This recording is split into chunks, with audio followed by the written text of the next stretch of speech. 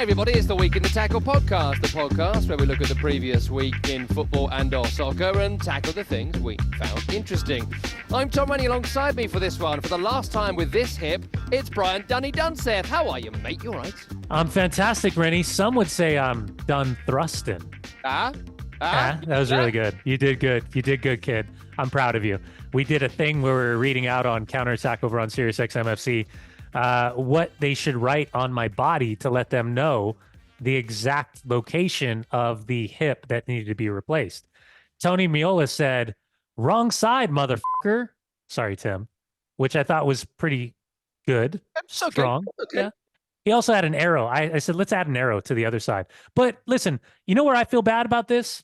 I feel bad for whoever has to put my Borat mankini on.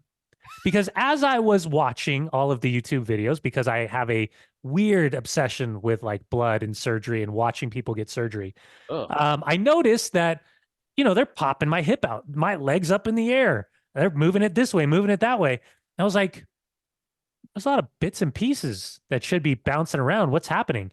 And it looked like a Borat mankini. So whoever's got to wrap it up, apologies to you, my friend. Will you be unconscious at this time, and can we hire someone to take photographs? We've got to find a way. We have to find a way. I think that the audience require a mankini shot from Brian Dunseth. Can that be done? I can effort. I mean, I did ask for them once they've sawed the ball at the top of the bone off, that at the top of my thigh off. Hip, don't let them saw the ball. That's wrong. Put a note on that. Don't saw ball. Don't saw that ball. Avoid these balls. I asked if I could keep it, use it as a paperweight. And they said no. All you got to do now is use paper, which no one has used in about 15 years. Why'd they say no? I think it has to do with the medical side of things. I would assume it's gross. I said, what if I bring my own bottle of pickle juice? We can just dump it in there and it'll be fine. It'll be like one of those little babies from the 1800s. And I said, did I get you with that one? I said, like a Victorian freak show. Oh, like the Elephant Man has arrived. Anyway, I hope the surgery goes well. And hopefully, when Dunny is fully on the good legal drugs this week, we can find some time to record something with him. Oh, I feel great, mate. I don't know why Her Majesty the Queen is here, making me a grilled cheese. I don't know why you turn into an old woman. Anyway, there you go. Hope it goes well. A ghost of an old woman. Listen, a few things I want to get through today. I want to talk about a few FA Cup stories from this weekend. We'll try and get to a bit of Nottingham Forest getting a 4-point deduction, even though Everton got a 6-point deduction for losing less money, which is weird. And also, we're going to bring in this week, because I want to find a way to wrap the programme or get to the end of the programme without us running out of time. So we're going to try, if we can not f*** it up, sorry, Tim, heroes and villains. So we're both going to pick out a hero and a villain of the week. Could be an individual, could be a concept, could be anything to make sure we cover a little bit more ground than we have been doing in recent weeks. Let's start with the FA Cup. And to quote Rio Ferdinand, the great raconteur, Dunny, Manchester United are back, baby. Is that right? Yeah. No, I missed what you were saying because I was watching my Manchester United Liverpool highlights right there. It's a couple things stand out. Number one, Erik Ten Hag does smile. He actually really does smile, ladies and gentlemen. I saw a real smile, a Cheshire cat smile. Didn't look right. It did not look right. It looked weird. It looked super out of place, but yet he was excited because I think at the end of the day, he understood the pressure. The season obviously hasn't gone well. Everything's gone sideways. The amount of injuries that they've dealt with, the lack of form, the lack of identifiable ideas of what they're trying to do in their game model, their patterns of play. They're less proactive. They're more reactive. Yada yada yada. There's pressure. As much as we want to cut it, the same conversation that we had with the Kroenkes when they took full control, the same conversations when PIF or the Saudis or whoever is behind the scenes making the decisions took over with Eddie Howe, and what the difficulties were this season for Sir Jim Ratcliffe and company. There's a lot of names, there's a lot of faces, there's a lot of experience, there's a lot of personality, and there's probably a lot of people that have their own opinions of what the best manager for the job looks like. And that may not necessarily be Erik Ten Hag. So I think that comes into play. And then ultimately, for the first time all season, I listened to a post-game presser that I actually agreed with. I Wow. actually agreed with Erik ten Hag. It actually all aligned with what I saw visually over the course of the game. And so, for the very first time in a long time, it felt like we watched a Manchester United performance. And I don't even know how to describe that anymore because I'm not saying a Sir Alex Manchester United as I'm knocking glasses over. I'm saying like this is what I want to enjoy. This is what I want to watch. I want to see guys care about the badge. And I think that was the type of performance with a little bit of luck, a ton of risk, because I texted you guys at the 60th minute. I don't know what formation they're playing. I have Yes. no identifiable understanding of what's happening outside of effectively going to man and playing with a couple defenders and causing pure fucking havoc. Sorry, Tim. I like watching you write this all down on the screen underneath our Zoom. Ha ha ha. Yeah, it was a fun game to be a part of and a really well taken goal from Amad Diallo. But I know we'll talk about the no fun police here pretty soon. Well, I mean, maybe let's do that now, and because I think this could be a villain, but I've got some other villains for you. Don't you worry. So Amad Diallo, his story is wild, absolutely wild, because he's been there for so long. He was signed by Ole Gunnar Solskjaer all those years ago. $40 million from Atalanta to Manchester United. Scored his first goal for Man U against Milan in the Europa League back in 2021. That's the competition you might scrape into this season. Goes to Rangers, doesn't do very much on loan. Goes to Sunderland. They loved him there, by all accounts, but they couldn't make it work for him to stay. He's only made 3 appearances for Man United up to this game in mid-March, and he scores this winning goal with almost the last kick of the game in extra time in a match where, weirdly, Anthony had gone to left back, something he was super pissed about doing because he's a man who puts the eye in team. Bruno Fernandes weirdly is playing centre half in these last few stages. And he scores this goal, this brilliant breakaway goal. I mean, one thing Man United have been very good at under Erik ten Hag, and I've always thought this, and we've spoken about this a lot, is that he has been a really good breakaway manager. So much of what was good about his first season and Marcus Rashford's goal tally was about how good they were at seizing the opportunity to break and scoring at the end of it. It's a brilliant move. It's a brilliant break. It wasn't, I don't think, a scuff, as the TV analyst No, mentioned. not at all. I thought it was a lot like Cole Palmer recently scored a goal, I think at Old Trafford for Chelsea, where he passed it into the bottom corner, which is becoming a really on vogue finish for footballers now. It used to be get your head down and drill it, and now it's get your head up and pass it. Is that a family show? I don't know. It feels like it. So that was a brilliant, brilliant finish. But tell us a little bit about Amad scoring here. And in fact, we'll maybe get to the yellow card of it all later. I don't know, because that's a whole other conversation to have. The goal itself, the breakaway itself, and this moment done, it's pretty special, I think. Yeah, for as much as we were celebrating the Liverpool young players against Chelsea a couple weeks ago, this is my favorite part, and I hope you're watching. This is where Rennie does his star jumps, star jumps, star jumps, star jumps, star jumps. My lights went out. I've got His lights go out in the studio, and I'm sometimes sitting in the dark. That's what happened. For podcast listeners, the vast majority of our listeners, I wouldn't know what happened there. Anyway. But if you are watching on YouTube and or Spotify, congratulations. You just saw the Rennie star jumps that we've been talking about. For as much as we were celebrating Liverpool, and rightly so for the kids and the performance that they put in extra time against Chelsea in the AFL Cup, the Carabao Cup final. At the same time, there is, I would say, see ya, fella. There is the same time, I think, a conversation to be had about we have to recognize that kids are going to make mistakes. And there was a mistake. And whether you say it's Endo's fault or you say that it's Harvey Elliott's fault, at the end of the day, Darwin Nunez made a mistake as well. Possession, height, width, and distance, going for that dagger goal to put the game to bed, holding on for dear life, all of those things. There was mistakes made. And it was those fine margins that Manchester United was able to capitalize on. Diallo in that run, that finish was superb. He did not scuff it. I would say he slotted it to the far post. That's kind of the verbiage I use, just slotting the ball. But yeah, listen, an interesting player. You go back to a time where Manchester United paid £40 million for Amad Diallo from Atalanta, and really having no discernible pathway or having, kind of the immediacy, both he and Facundo Pellistri coming in. And then you've got Jadon Sancho coming in. And then you buy Anthony. And then we haven't even talked about Anthony Elanga, who during the Ralph Ragnick era was one of the most consistent performers, excuse me. So it was just when he's talking about chances, and I love that Marcus Rashford kind of talked about this in his post game interview alongside Bruno, said something to the effect of like, even though he's competing for minutes with him, right? He's the starter, that Ahmad's been pushing for minutes. He deserved more minutes. And hopefully something like this gives him an opportunity to play more significant minutes. I would rather see these type of kids play than Anthony Martial ever step on the field again, because there is a movement. And wherever you fall in line with Erik ten Hag, and I've certainly had my issues with him this season with some of the decisions without knowing the full context of all of the information.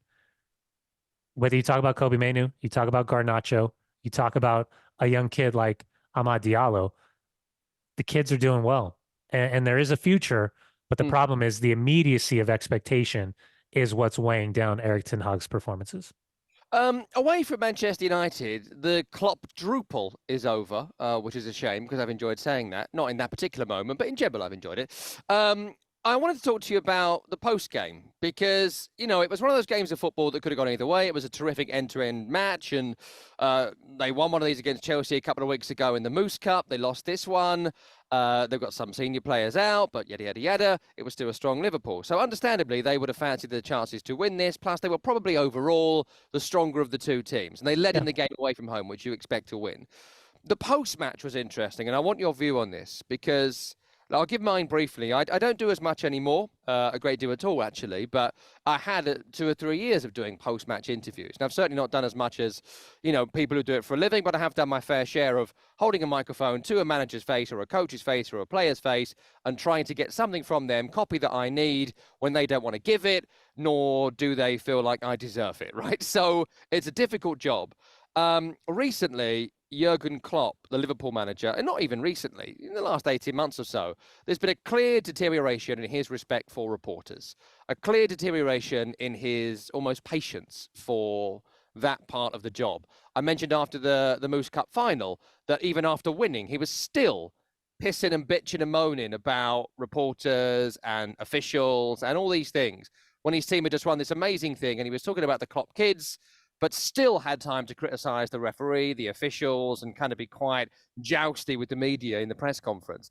Danish reporter Niels Christian Fredriksen was on the wrong end of some piggish behavior from Jurgen Klopp post-match, where the reporter said, and bearing in mind it's a Norwegian and a German both speaking a second language, so you'd think there'd be a little bit of give in both of them kind of interpreting each other. And Neil says, quote, "Normally intensity is the name of your game, so how come it became so difficult in extra time?" That feels pretty innocuous. Then flew off the handle and basically said, like, "What's wrong with you?" I'm really disappointed with that question, but you obviously thought it was good. You are obviously not in great shape, and I have no nerves for you, and walks off. He then sort of wanders off, and he's still having a go at Fredriksen as he walks away. Fredriksen gave some quotes to Tipsbladet in Norway, in Denmark even, on the day, on Monday, and he said, "It continued after what was seen on TV. He continued down the hallway where he yelled and screamed at me. I also followed him because I thought it was something strange." And this I find, you know, it tells me, again, Klopp told us he was done, and he told us he needed to have a break from football.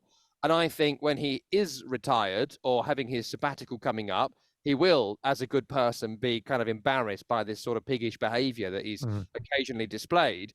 But I just wanted your opinion on this, Danny, because it's such a hard job. And if someone spoke to me in the same way Jurgen Klopp spoke to this reporter, not in this professional environment, you know, sorry, Tim, I would tell him to right off. Don't talk to me like that. But because you're in this power dynamic here as a post-match interview, and you've done this loads on both sides of this, Dunny, you know, you can't do that. If they say anything to you, you can't say anything back. You can't. If they can disrespect you, because your job is to ask questions as best you can and get copy. And again, it's another layer of how safe it is for Jurgen Klopp to be this rude to this guy, because this guy literally can't say anything back. Otherwise, he no longer has the Liverpool beat. Yeah. I think all of it is it's really difficult to explain, I think, and you did a really good job. It's really difficult to explain the touchy nature that is a post-match interview. And I've had to do it for television a lot early in my career, being like the sideline guy and recognizing that I too was once a player who was heated coming off the field. And I didn't have the immediacy of cooling down. I didn't have the immediacy of having a break before I was being asked to step in front of a camera and be asked questions that were either spot on, naive, or just straight stupid. And those are kind of the three that you find, right? Like the spot on questions usually asked about the game and a specific incident. And it's more of a direct, like, what did you see in that situation? Where they're giving you the opportunity to kind of lay out whatever argument or whatever angle or whatever opinion you have. The naive one would be kind of the one that Ange Postecoglou was asked at the weekend when, effectively are your top four hopes over? And he was like, yeah, it's over, mate. I mean, we're only 2 points behind Aston Villa for the top four spot. So he used it as like, hey, that's a really dumb fucking question. Sorry, Tim. But like, I'll just remind you of this. And then there's situations, and this isn't just for Klopp. This is for players. These are also for reporters. These are also for coaches, where we talk about being burnt out. I think you get so sick. I mean, and the responsibility of these managers post-game interviews are significant. And they're usually the same question over and over and over. And we've seen Jurgen kind of ramp himself up through these interviews to where he steps in the dais and he sits down at the table and he's with the local writers and then he just loses it. And he's not only doing this game, but he's also doing the preview for the next game. They're just trying to get it all done at the same time. But he's talking about all the same things. I don't think what this reporter asked about the amount of games implying heavy legs. Oh, by the way, because you took Mo Salah off, you took Szoboszlai off, and you took Andy Robertson off in the 75th to 80th minute. And that was before Anthony scored that goal to level the scoreline. So the micromanaging of minutes is a real thing. But Jurgen, instead of saying that, saying like, listen, the reality is we're juggling multiple competitions. I have to think about my players coming back from injury. I have to think about this Premier League title race. I also have to keep in the back of my mind, we're going for a Europa League trophy as well. This game is incredibly important, but I also needed fresh legs. That means I'm going to have to sacrifice some people, knowing that these are big name players. That's going to provide a whole different set of circumstances with speculation as to why it went sideways. Instead, we closed the game off. Yes, heavy legs are an issue, but they're an issue for every single team.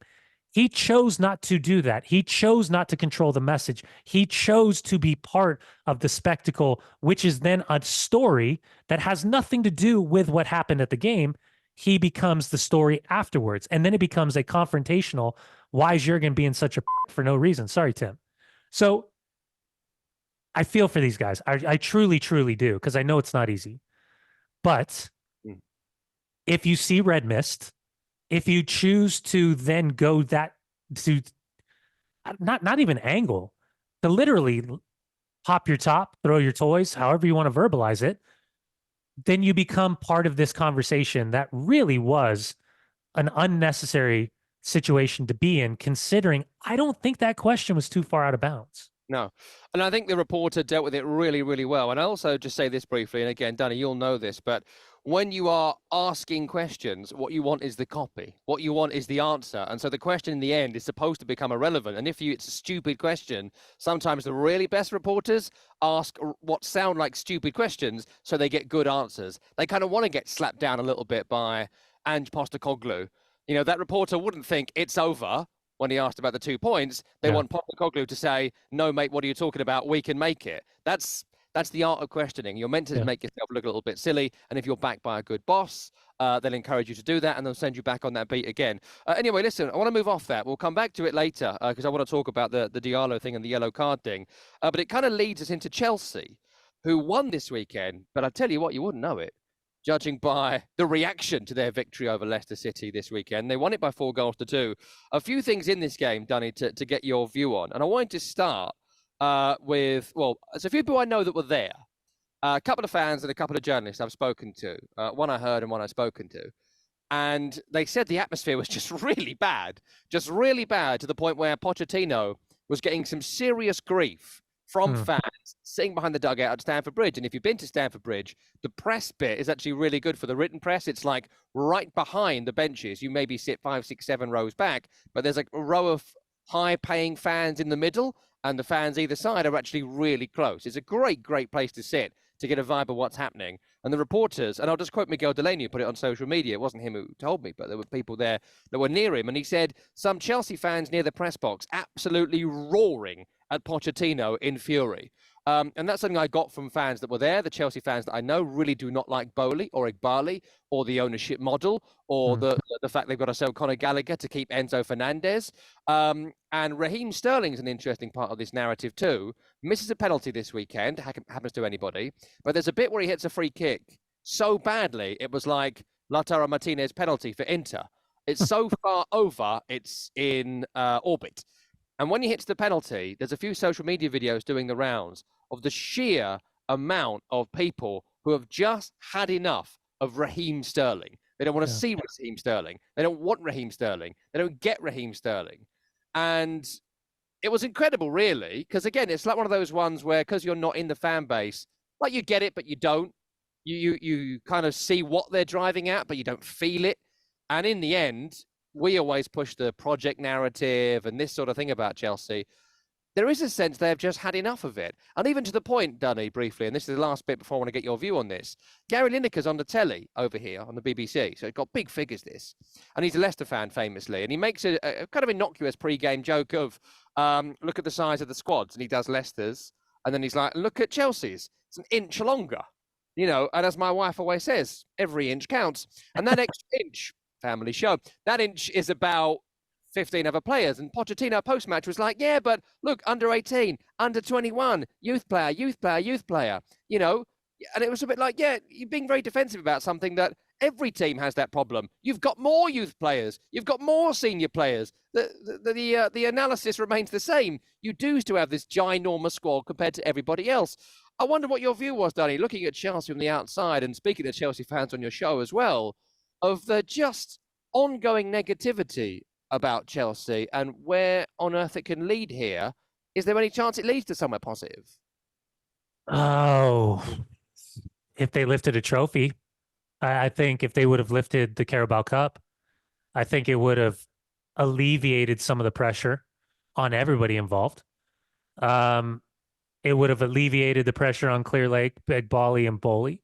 It would have alleviated the pressure on Mauricio Pochettino and his staff because they had something tangible to point to say we're making clear progression in what we're trying to do, because they're in 11th position as of right now in the Premier League table. They're into the semifinals of the FA Cup, and some would say, hold on a second, we've gone to the final of the Carabao Cup. We've gone to the semifinal, even though we're going to face Manchester City in the FA Cup. I know we're not in Europe.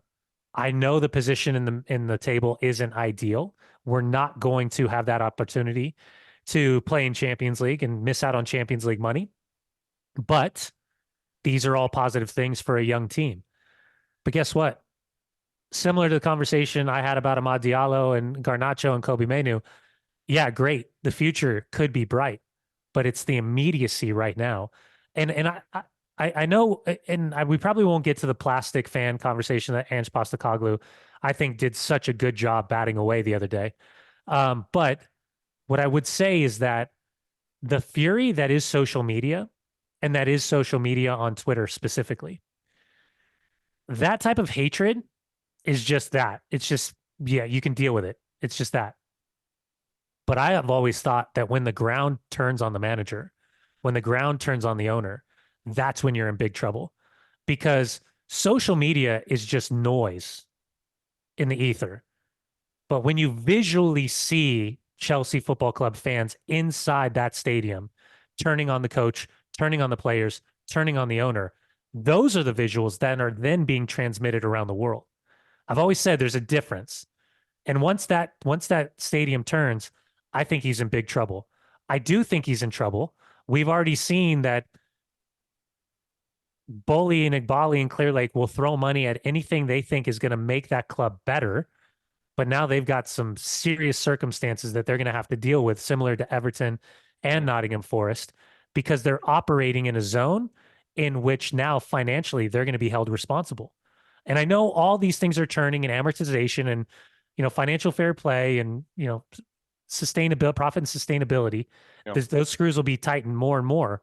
But right now, they need results. They need immediacy of results. I mean, briefly on this, because I want to ask you about Axel Disasi, because that's such a funny own goal. But briefly on the Bowley and Igbali thing and the Clear Lake ownership, I think that for as much as people don't like people like David Sullivan, and I understand why they don't at West Ham, there is a line they always used. Whether they believed it or not, I don't know. But the line was, "We are custodians of this club," and a lot of owners come in. And the ones that understand that they are the custodians, they might be the owners, they might be the largest shareholders, they might be the ones that make the money, but they are part of something temporarily, and then they will leave it, and then someone else will come in to run it and own it, and they will take the club forward. And I think for all the many, many faults of Roman Abramovich, essentially funding Putin, not great, I think he did understand that he was a custodian of Chelsea. And I think the fact the new owners have come in and do not seem to understand that in any way. I don't think they have a respect for the fan base. I don't think they have a respect for the sport. I don't think they have a respect for the traditions of it. I don't see that. I don't feel that. And I think that they thought they came in with this big, bright new idea, which still might pay dividends in the end, literally and figuratively. But I don't think you get the sense that they understand what this thing is they own that means so much to so many across such a long time. And that leads to this issue. I think Pochettino gets it, but in the end, Maurizio Pochettino is taking on this poison chalice with owners who don't quite know what they have, with a fan base who have been given this diet of champagne with dirty Abramovich money for 20 years. And now they're being asked to still pay champagne prices, but drink tap water. And I just think that is an ongoing issue with Chelsea that we are going to see unraveling unless, as you say, they win the FA Cup, they finish in the top six, they then win the Europa League, get in the Champions League, and it all changes from there. I've got to ask you about Axel Disasi, though. I love Axel Disasi. I watched the game and doing the commentary of the game when he was fantastic at the Etihad against Manchester City. An half-decent game, I thought, in the cup final as well against Liverpool. But we have been aching to call him Axel Disaster, haven't we? We have been aching for it because it works so beautifully. And then he chips the ball or lobs the ball, however you want to see it, into his own goal from 30, 40 yards out. A, what the happened? Sorry, Tim. And B, how great is that own goal? Where does that come in the pantheon of hilarious own goals? Yeah, it's not a good one. So tactically in your situation like this, star jump. He had to turn his lights back on. When you're hitting a back pass like this, depending upon where you are on the field, you try to play to the dominant foot of your goalkeeper. And that means in this situation, if goalkeeper is left-footed, you play across his body. If he's right-footed, you play to the near post, to his right foot. The problem is that the situation that they found themselves is that Sanchez was standing near the top of his penalty area when the ball was hit. So the responsibility for Disasi is to take a glance, know that your goalkeeper's back there. He is your relief valve with pressure from behind, and you play it to his dominant foot. I'm not sure what kind of glance he got because he overhit that ball directly on goal towards the near post. And Robert Sanchez was nowhere in the vicinity. He was past his penalty spot, close to the top of his 18. And I thought he was going to have a daisy cutter come right across his body to play out the other side. So, yeah, I mean, as soon as he hit it, I was like, uh-oh, oh no, oh boy. Everybody knew there's no chance for the goalkeeper to recover. Yeah, tough one. Really tough one. There was very nearly one of them in no one's watching this. I was watching it. No one else was watching it. The Burnley-Brentford game this weekend, where they brought a new keeper in Burnley. Muric, I think, is the keeper, to replace James Trafford, who's been awful this season. And O'Shea plays a back pass blind and the keeper's out on the left-hand side, and it's going in the bottom right corner, and he has to scramble back, diving block to get there, which he does. I mean, it didn't qualify for this particular section of the show, but if it had gone in, it would have been right up there with Axel Disaster. Listen, one final topic today, then we get to heroes and villains, and it's got to be Nottingham Forest. Docked 4 points for Premier League financial rules. This dropped on Monday, whilst you were live on Counter Attack on Sirius XM FC. Forest, a 4-point deduction for breaching the Premier League's profitability and sustainability rules, which may well be changed this coming summer, but are still in place right now. And any past indiscretions, you will be punished by the rules that were in place at that time.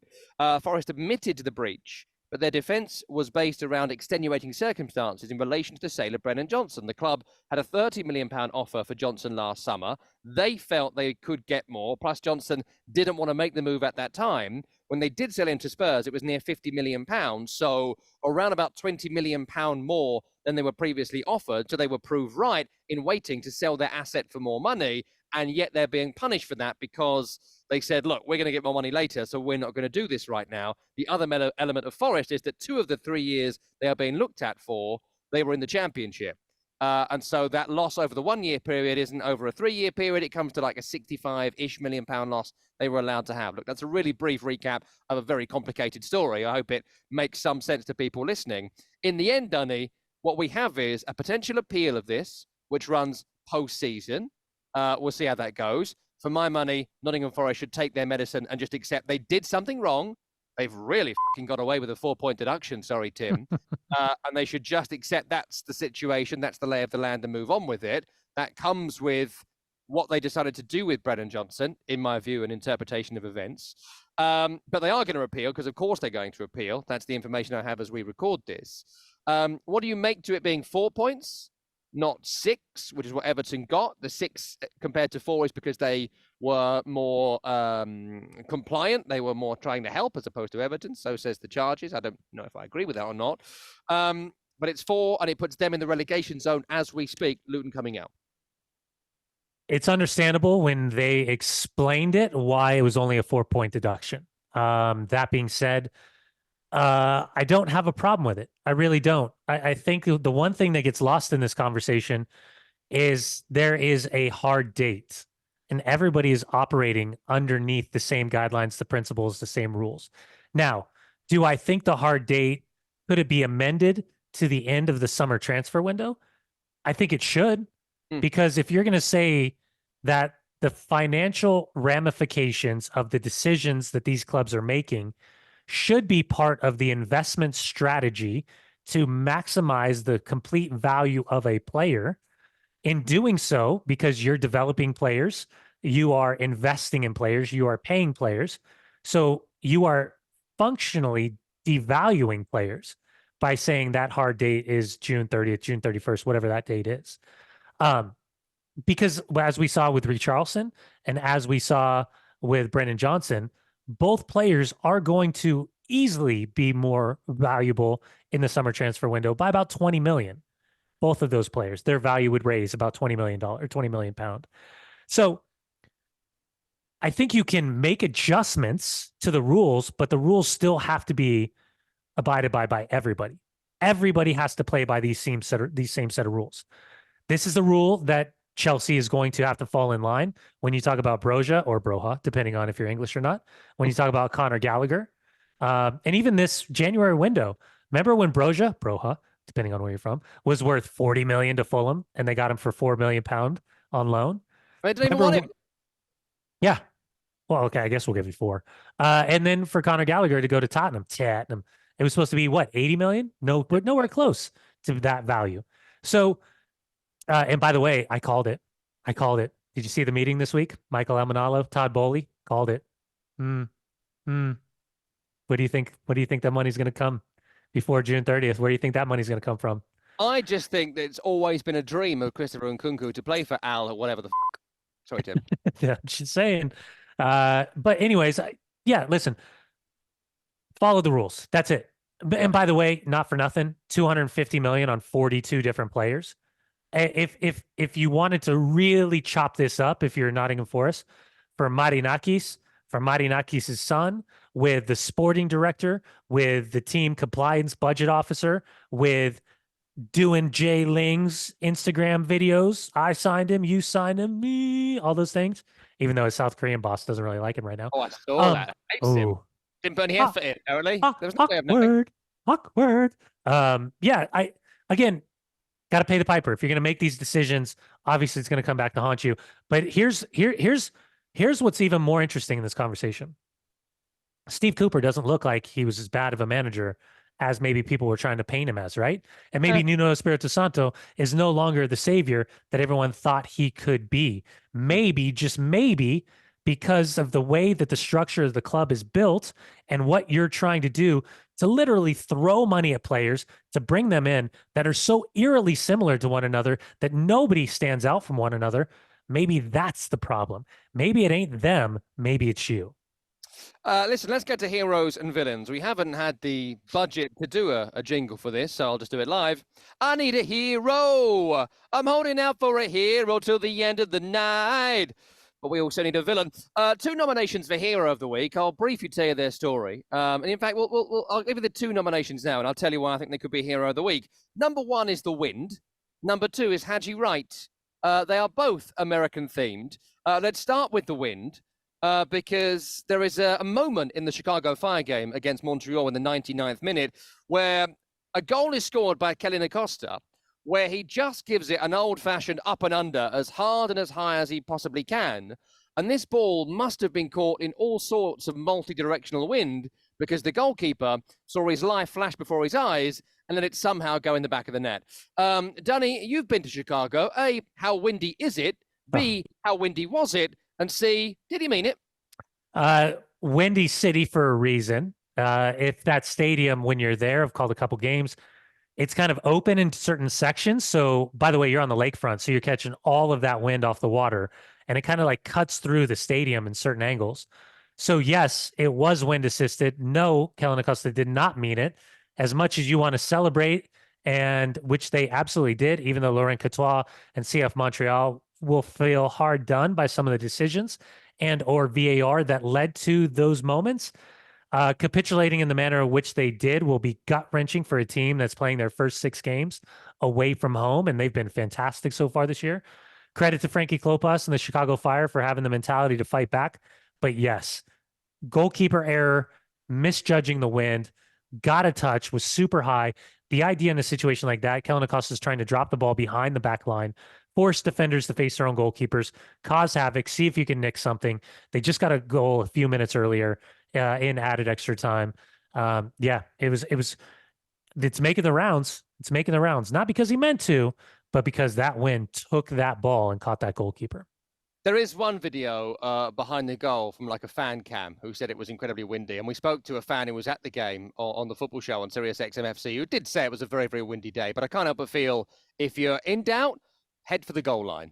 Should be good advice for goalkeepers. I don't know. And there's a good news about journalism being dead is that a story now is basically people looking at good tweets and reposting them as a story. And that comes from a tabloid newspaper. So I'll just read a couple of these who saw the goal. Best league in the world. Every week there's a new lunchtime football moment, which followed someone saying, I would throw every TV in my house out the window if my team lost like this. And another followed, if this happened to me on Football Manager, I'd legit have a nervous breakdown. All excellent thoughts. The other potential hero is Haji Wright. And we may well do this longer another time when Coventry are in the semi-finals of the FA Cup. What an amazing FA Cup semi-final between Wolverhampton Wanderers and Coventry City. Probably the one no one sort of wanted to watch, if you like. Yeah. Yep. But it was the one that I enjoyed the most. Up there, I mean, I enjoyed it more than Liverpool Man United, mainly because I expected so little from it, and it delivered so much in that final 15 minutes. Plus, I was kind of sort of watching it at a child's birthday party, and suddenly the dads realised we all hate our kids and decided to watch that instead. It was a great moment of dad bonding. And Haji Wright, it's 2-2. It's been 1-0 to Coventry, controversially. 2-1 to Wolverhampton Wanderers. They're the Premier League side. They're going through on 90. Sims levels it up on 93, 94 minutes. 97th minute, Coventry of the Championship coming forward, goes back to Haji Wright. And it's similar, I think, to the conversation about Amad Diallo earlier on the Cole Palmer finish. Players now are really focusing on passing the ball in that bottom corner. and with no backlift, with minimal time, all the pressure on him, he passes that ball so beautifully into that bottom corner. It's not going to be a Puskás award-winning type goal, Danny, or whatever, but I loved this goal. I thought it was a brilliant finish and a great way to finish an incredible game. Yeah, I think the striker who laid it off perfectly weighted. The body immediately when that ball, like in my mind, I think about it from a player's perspective. Immediately, I thought shape far post, and that's exactly what he did. He shaped his body. He kind of turned his angle just a little bit, and you could see him kind of create that whip on the ball to get around the defender and out of the reach of the goalkeeper. Not on the ground, not in the upper corner, but just kind of like tucked it inside the post. It was a really well taken goal. And I'm excited for the young man. I mean, he ended up, because Jar Sargent's been in such great form for Norwich City, he got called in the U.S. men's national team. He has a right ankle irritation, I believe is how they described it. So he's withdrawn from the squad. And here's Haji Wright, for the first time since the 2022 World Cup in Qatar, is back in the squad. So you got to take advantage of your opportunities. It was a great goal. I still am not sure for Haji Wright what his best position is. I know he's playing at that left wing kind of position. It's a hybrid. I think every young player, as they continue to evolve, being challenged to play different positions, different interpretations of the game. His physical traits are unique. He has something that some of the other, I think all of our strikers in the U.S. system are different than one another. Flo's different than Pepe. Pepe's different than Brandon Vasquez. Vasquez is different than Sargent. Sargent is different than Haji Wright. They're all five are different than, say, Jesus Ferreira down at FC Dallas. So I think what you're going to do is inevitably give this young man an opportunity to prove to Greg Berhalter that he's worth coming off the. He's obviously worked his way into the squad now. Can he come off the bench? Can he be an impact player? Can he give Greg Berhalter something to think about ahead of the Copa America roster this summer? So those are my hero noms. Acosta, Slash the Wind, or Wright. Who gets it? Haji. It's got to be Haji. I think the size of the game, knowing that he's put him into the semifinals of the FA Cup, it's going to be at Wembley. It's going to be against Manchester United. Yeah, he'll be my hero. That's how we can tackle Hero of the Week. Villains, I've got two nominations for you. Number one is how bad VAR has got. Two incidents particularly got my goat this weekend. Number one, of course, was West Ham against Aston Villa, where the winning goal was disallowed after 5 minutes and 37 seconds, the longest VAR check in Premier League history. And they decided that Thomas Souček deliberately handled the ball and moved his arm towards the ball whilst putting his arm basically on the ground whilst falling over. And then it hits Jarrod Bowen and goes in, so it's not Armand directly in. Look, there is an argument to say it's handball. I think there's a strong argument to say it's not handball. If it's given as a goal and takes 5 minutes and 37 seconds to check it, one would suggest if it's going to be Bowen's goal, it's not a clear and obvious error that needs overturning. That pissed me off. But the other VAR one, Dunny, going back to the Chelsea game against Leicester City, there is a moment when Nicholas Jackson is going through on goal and he's got Callum Doyle running behind him, the Leicester centre-half. And I have seen this from so many angles now, and only Chelsea fans disagree with me. Everyone else with no skin in the game does agree with me. Nicholas Jackson trips himself over, and originally it's given as a penalty and a yellow card. It's then adjudged that the quote-unquote foul happens outside the area, so the red card is made into a yellow card. But what should have happened is it's obvious the striker tripped himself up, and it should have just been drop ball for Leicester City. VAR this weekend, I mean, that one is wild, isn't it, that they couldn't see what seems clear to me on video replay? I choose to respond in the manner that Charlie Stolitano responded to you this morning. Yeah, I agree. I don't know how they didn't see it, because that was my exact feeling when I saw the replay and I saw the video of what had transpired. Again, you don't want there to be a countdown clock effectively to rush these referees into decisions. But at the same time, it's too much.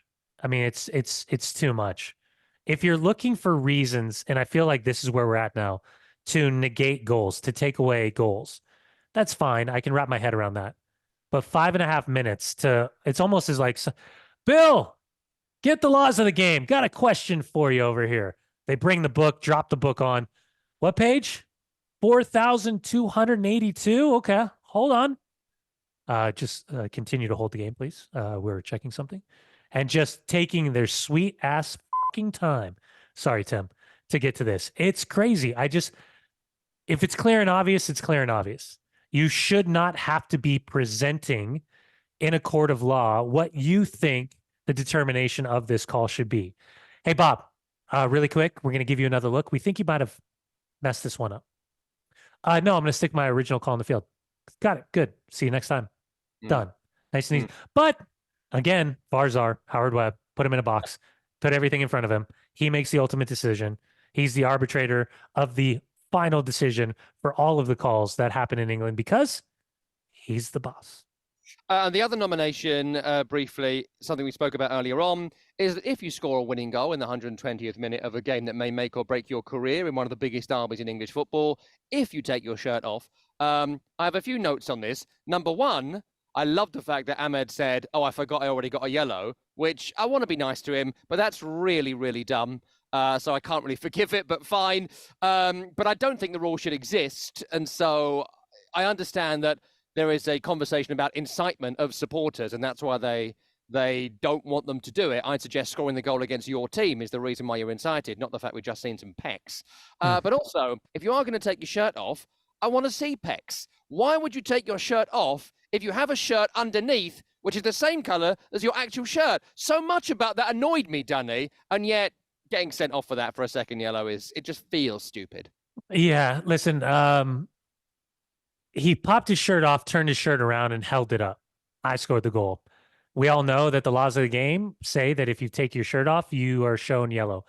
I think the immediacy of the recognition that I scored was a holy moment. Sorry, Tim. And that's why he just ripped his shirt off. I got the game winner. We just beat Liverpool. It's an FA Cup quarterfinal. What such a monumental opportunity for him. But listen, I think the villain for me is the law. It's the law. It's the no fun police. It's no fun police. Come on, man. Like we don't want 0-0 games. We want people scoring goals. And if you're going to score a goal and you're a Manchester United player that's only appeared in 3 games so far this season, come off the bench and in the 121st minute score the game winner against Liverpool, the biggest rivals the club has, in front of Old Trafford, that finally felt like Old Trafford for the first time in a long time, and you say he gets a yellow for taking his... What are we doing? It goes back to my theory. All due respect. Some of the people that are making the stupid decisions have never played and have never experienced the situation in which these players find themselves at the highest point of emotion to not allow them to celebrate. Come on, what are we doing here? Yeah. So what would be your villain of those two? The law of the game. Don't allow the fun zone. Can't celebrate. No fun zone over here. In summation, both were pretty much the laws of the game and the application of them. Danny, we are out of time, slightly over, but we appreciate you staying with us for so slightly longer nonetheless. But to be fair, you're going to be lying down for the next week, you lazy f***. Good luck with the surgery. Sorry, Tim. That's been Brian Danny Dunseth. I've been Tom Rennie. This has been the Week in the Tackle podcast, produced by Tim Horsey. My lights have just gone out again. If you're watching that on YouTube, you can subscribe to this as a podcast. And if you're watching on YouTube, yes, I'm sitting in the dark now. Have you tried this as a podcast? Anyway, see you next time.